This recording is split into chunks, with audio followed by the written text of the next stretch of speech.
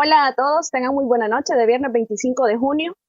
Hoy voy a cumplir una deuda que tengo ahí pendiente con toda la audiencia. Les presento a Firulais. Este es Tofi, el que siempre nos interrumpe en las plataformas. Él es Tofi, cumplió 15 años en junio, 4 años, dice mi hermano. Yo digo que tiene 5, pero este ya está viejito. Y es el que nos interrumpe que quiere participar, el Firulais, que me escriben siempre en los comentarios. Así que aquí les presento Tofi. Aquí están todos nuestros amigos de plataforma que nos sintonizan desde diferentes partes del mundo y nos dejan mensajes todos los viernes y en realidad cada noche. Adiós. Ya me lo llevo, se lo llevan para que nos deje continuar con la plataforma de este día. Que bueno, hay varias preguntas que están pendientes de responder. Vamos a seleccionar algunas y posteriormente vamos a hablar de dos temas, en realidad un tema, pero quiero darles mi opinión debido a la cadena nacional que hubo ayer sobre el Bitcoin, porque lo tenemos pendiente de hacer la continuación, pero estoy esperando la regulación y normativa específica para el caso y poder discutirla, para no redundar sobre lo mismo ni especular sobre lo que todavía no tenemos para analizar. Entonces, primero que nada, en el Día del Maestro, mi papá, el mejor maestro que he tenido en toda mi vida, hasta el cielo, un fuerte abrazo y en términos generales para todos los maestros de que cumplen una tremenda función. Profesor tenemos muchos, pero maestros son pocos, aquellos que tienen la verdadera vocación, que nos dejan huella y nos marcan en nuestro comportamiento, en nuestra vida, en los valores, en los principios, claro que comienzan en casa, pero se fortifican y se fortalecen en la escuela, en la universidad, en diferentes áreas. Yo en lo personal, mi maestro de ajedrez me formó mi carácter bastante, e influyó muchísimo en disciplina, en responsabilidad, y siempre lo he dicho que los mejores maestros que yo he tenido, aparte de mi mamá, mi papá y mi esposo, pues incluyo a este profesor y otros que tuve en el colegio, pero muy seleccionados. De hecho, el maestro Rafael Gocho, un saludo para él, que fue quien me inició en el ajedrez ya a nivel profesional prácticamente. En realidad, él es el que me lleva cuando hubo por primera vez intramuros de ajedrez en el externado, en aquel entonces de San José. Y bueno, felicidades a los maestros en su día. También agradezco porque nos sintonizan como todos los días y en especial cada viernes a las 7 de la noche a través del stream de TVX www.tvx.com.sv. También en el canal de YouTube de Informa TVX y por supuesto, como siempre, les voy a dar las gracias por darnos sus likes en las páginas de plataforma-tv, de Facebook y de Twitter. También, bueno, su like en el link del video. Si les agradó también, les pido que por favor lo compartan.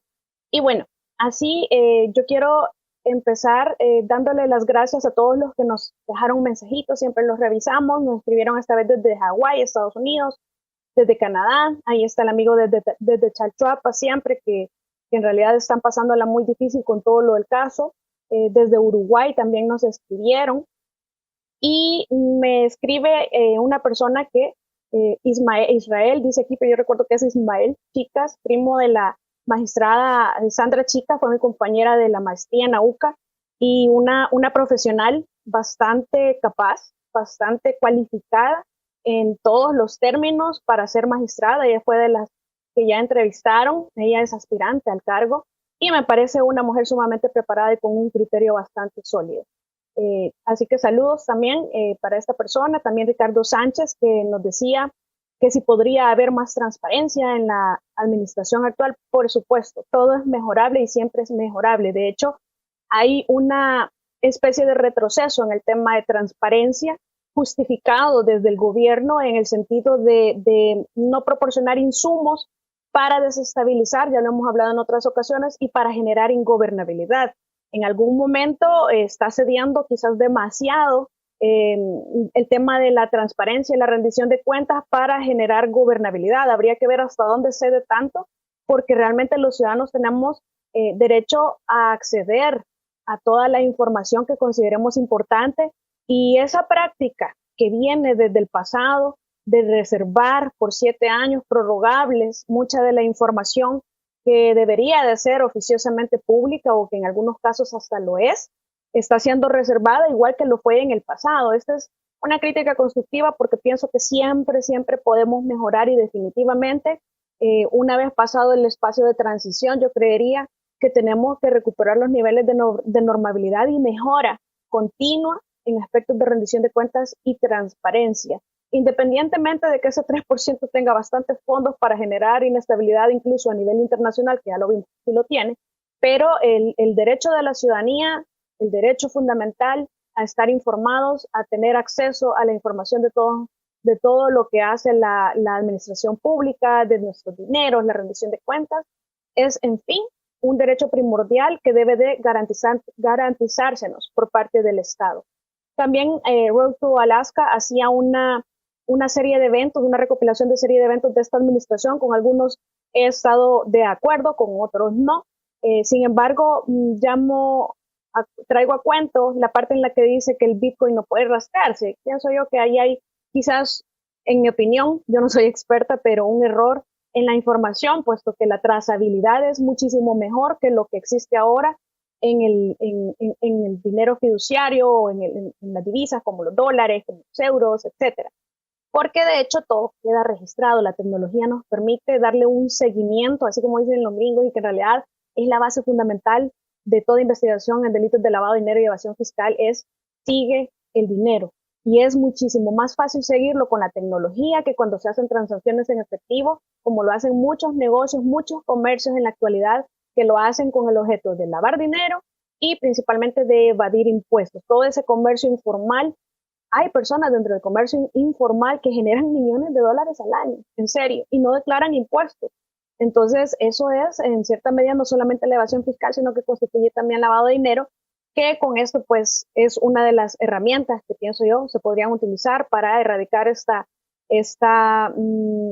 costumbre, esta dinámica, que también viene aparejado a las recomendaciones o a las guías que hace la OCDE en estos términos para erradicar la evasión y la elusión fiscal a nivel mundial. Son prácticas reconocidas y producto de un estudio bastante serio que se hizo sobre cuáles eran las acciones más comúnmente repetitivas en diferentes estados para evadir y para eludir impuestos, entre otros temas, ¿verdad? Pero bueno, sí me parece que el Bitcoin no, una afirmación no confiable es que se diga que no se puede rastrear, porque pienso que sí, de hecho en la blockchain todo es público.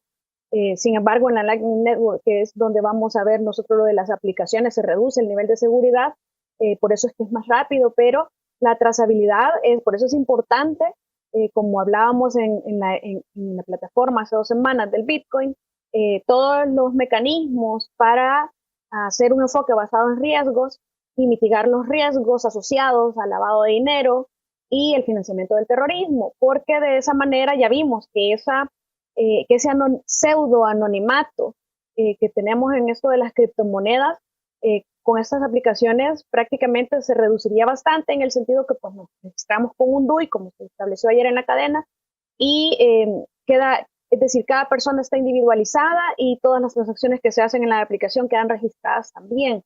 Entonces, hace falta ver en realidad para sacar conclusiones sobre como ya lo hablamos, la infraestructura tecnológica que se va a implementar en El Salvador para todo esto, no solamente para el funcionamiento, sino que además para el seguimiento y mitigación de riesgos en temas asociados de lavado de dinero, riesgos asociados al lavado de dinero, pero sí, no creo que no se puede rastrear. Eso sí me parece que no es una afirmación correcta, pero bueno, todos tenemos nuestra opinión, yo no soy experta en el tema.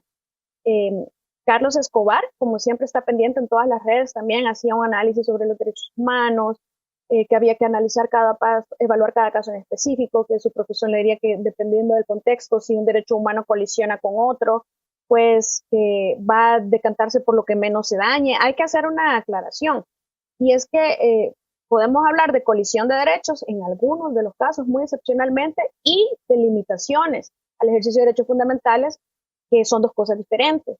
Los derechos humanos, por supuesto, son universales y pensamos, está creado bajo la idea de que el ideal, que todos en el mundo entero tenemos derecho a los mismos, se nos tienen que garantizar el ejercicio de los derechos humanos. De hecho, se convierten en humanos cuando el país aquellos derechos fundamentales los reconoce a través de tratados. Entonces, pero eso no quiere decir que sean absolutos. Yo sí voy a insistir sobre eso, porque para eso existen mecanismos legales de restricciones que regulen la convivencia pacífica humana, que hagan que una persona no transgreda los derechos de otra persona por ejercer el de uno mismo. Y pues hay necesidad de restringir algunos ejercicios, como lo explicamos la vez anterior, en la ley de escuchas, conocida como ley de escuchas, o las causales para decretarle detención provisional a una persona, y varias leyes que en realidad vienen a constituir un ejercicio de limitación de derechos fundamentales porque no son absolutos. Cuando hablamos de colisión, por ejemplo, en la vida, esto es muy discutido del nasciturus, que en realidad cuando está en peligro la vida de la mamá y la vida del feto o del bebé, del ser humano, ya es, según nuestra constitución, ya es un ser humano desde el momento mismo de la gestación, pues entonces no se pueden salvar a los dos, hay que elegir a uno. Hay una colisión de un derecho igual a otro derecho igual, pero que hay que valorarse cuál prevalecerá. Hay otros casos en los que, por ejemplo, lo que pasó el año pasado en la pandemia, unos decían, es que no hay colisión entre la economía y la salud. Los dos tienen que garantizarse igual, pero yo creo que quedó evidenciado que era relativamente cierto. Si no se hacía una valoración más alta y primordial del derecho a la salud, no se hubieran logrado los resultados de prevención de contagio masivo que hubo en otros países, aquí en El Salvador. Es decir, el gobierno central se decantó por darle valor en esa coyuntura específica, como decía el amigo Escobar, del contexto, al derecho a la salud sobre el derecho a la economía. Otros países se hicieron diferente porque dijeron que no había que sacrificar la economía. Entonces, fue generalmente la mayoría de países que presentaron desbordamientos del sistema hospitalario porque no alcanzaban a cubrir toda la demanda. Pero bueno, es en realidad, me decía que no le había quedado claro los artículos que se habían hablado la semana pasada, uno de ellos específicamente, el 76, el 270 y el 307 que vimos en la plataforma pasada son del Código Procesal Penal, 57 literal E de la Ley Especial para una vida libre de violencia contra la mujer, ley, y el 22 de la Ley de Lavado de Dinero, además del 19 literal G de la Ley de Acceso a la Información Pública. Y bueno, así a estas aclaraciones, como ya adelantamos también sobre lo del Bitcoin, que hubo ayer en la exposición del presidente, queda claro en cierta medida cómo va a ser el funcionamiento. Yo ponía el ejemplo que si en El Salvador tuviéramos como única moneda de curso local el colón y todos en el mundo usaran el dólar o muchas personas en el mundo usaran el dólar, un ejemplo.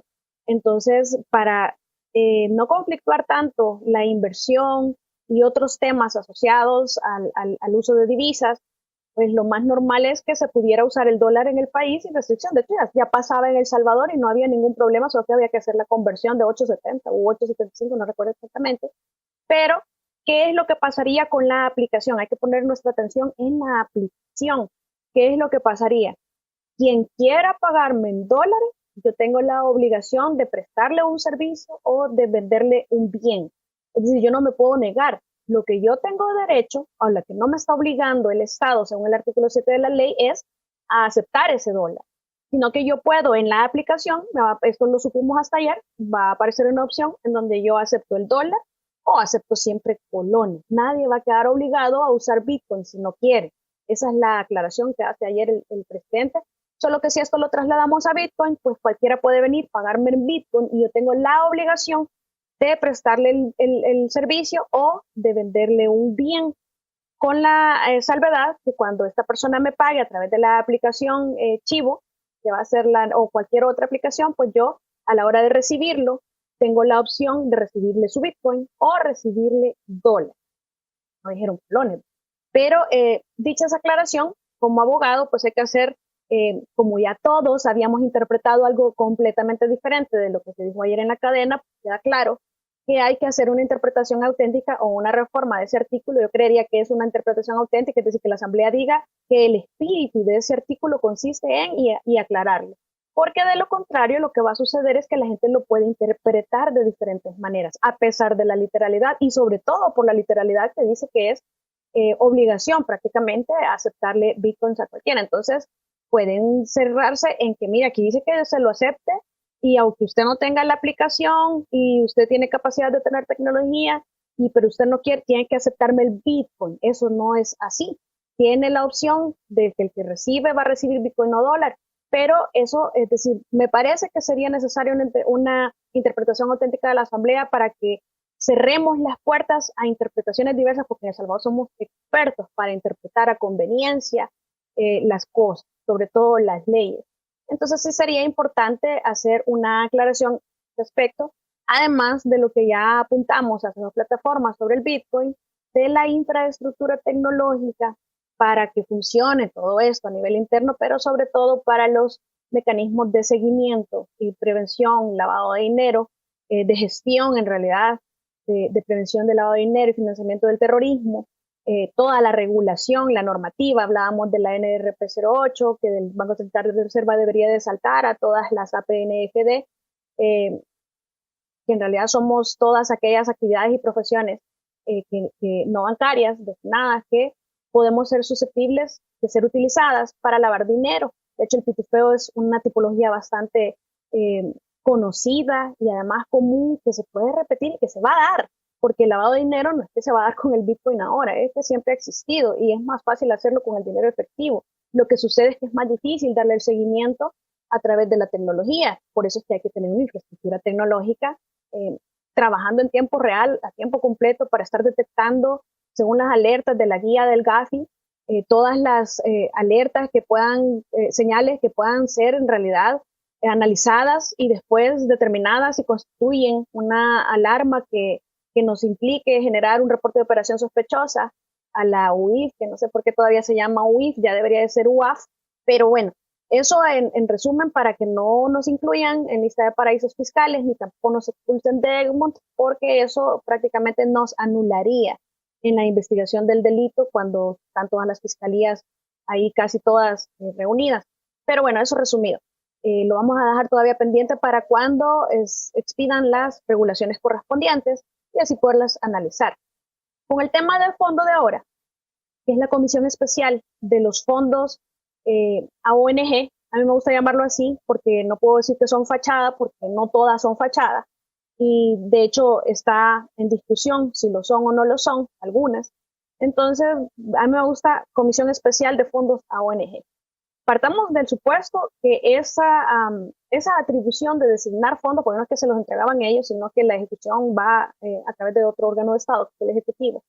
Pero no hay ninguna facultad constitucional ni legal que faculte o que habilite a la Asamblea Legislativa a entregarle fondos a ninguna ONG. De hecho, va a ser esta la única diapositiva que vamos a ver, este es el único material de apoyo de esta noche. Vamos a ver los artículos 8 y 86 de la Constitución de la República para que nos quede clara una diferencia sustancial en los derechos que tenemos como ciudadanos. El artículo 8 de la Constitución, como ustedes pueden ver, establece claramente que nadie está obligado a hacer lo que la ley no manda, ni a privarse de lo que ella no prohíbe. Eso es para nosotros los ciudadanos comunes y corrientes. Lo hemos discutido muchas veces, pero cuando ya adquieren la calidad de funcionarios, el artículo 86, inciso último, establece que los funcionarios del gobierno son delegados del pueblo, son nuestros delegados, y nos representan, por eso es que es una democracia representativa. Y no tienen, esta es la parte importante, y no tienen más facultades que las que expresamente les da la ley. Esto quiere decir que los funcionarios, en su calidad de funcionario, no es como un ciudadano común que no está obligado a hacer lo que la ley no manda ni a privarse de lo que ella no prohíbe, sino que únicamente puede hacer lo que la ley le permite o la ley le habilita o la Constitución. En términos legales, lo que la ley le habilita. Todo lo que no esté habilitado expresamente en la Constitución o en las leyes no les está permitido a los funcionarios.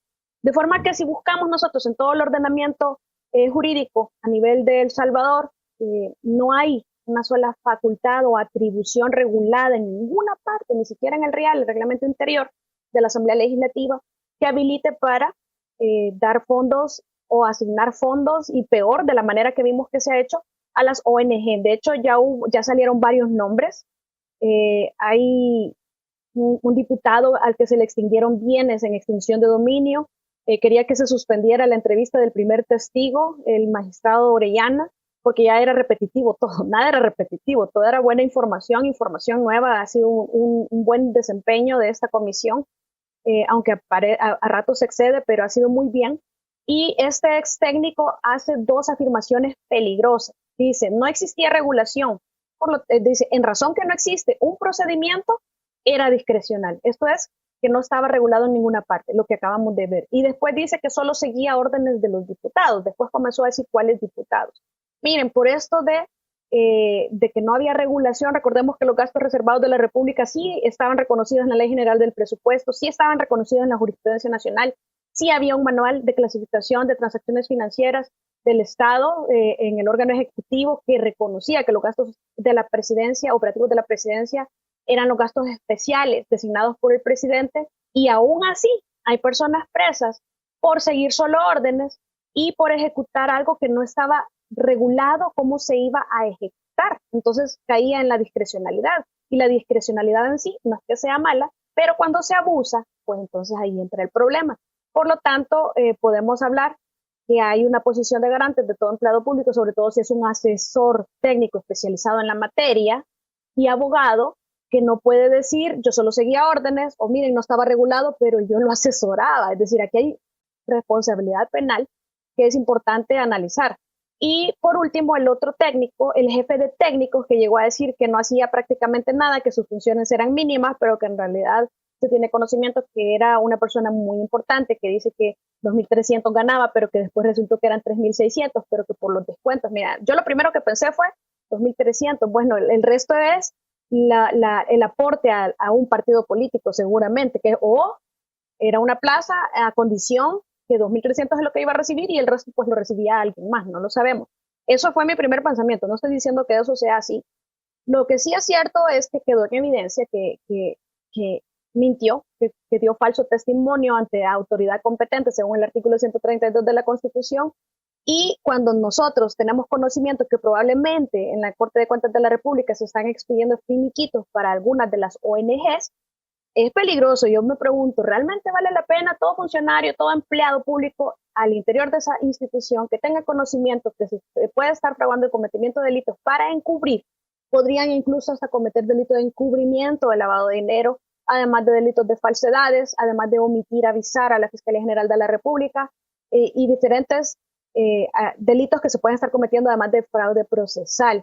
Por lo tanto, yo voy a insistir, con esto cierro, que la Fiscalía General de la República ya debería de tener una investigación abierta sobre este aspecto. Yo entiendo la necesidad de que toda la población miremos lo que está pasando con estas ONG y que es una oportunidad para el partido en gobierno de desvelar a los ojos de la sociedad todo esto, pero me parece que se está poniendo en riesgo quizás una probable investigación penal en donde ya debería incluso de estarse realizando peritajes de diferente naturaleza con el objeto de determinar responsabilidades. Y con lo que pasó en estas declaraciones que llegaron a mentir ahí, también es otra noticia criminal a través de la cual podría iniciarse ahora esta investigación en sede penal, porque esto tiene que trascender a los activos de las ONG, a los activos de los directivos, es decir, todos los inmuebles, todas las cuentas de todas estas personas que han estado involucradas, sobre todo aquellas que fueron incluidas ya una vez aprobado el dictamen y que solo las metieron ahí y les dieron fondos.